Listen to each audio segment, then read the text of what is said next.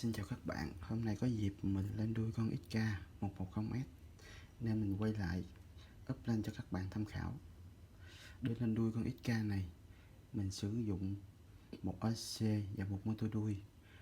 Một OC này 3.5A và một motor đuôi có kích thước 1103 10.000 kV và một cái đế đây, cái đế để giữ lại cái motor, hoặc các bạn giữ lại cái cùm đuôi xin của XK, rồi mình lồng cái này vô thôi.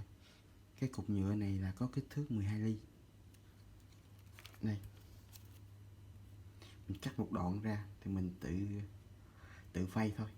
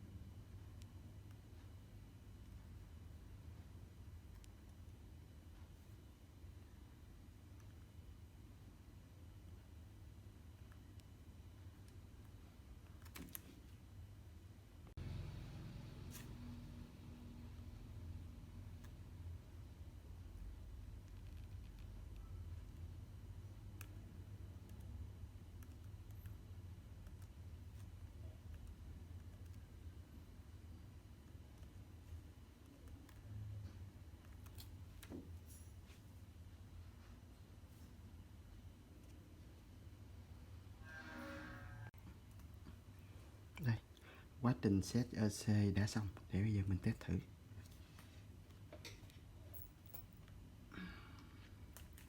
Đây.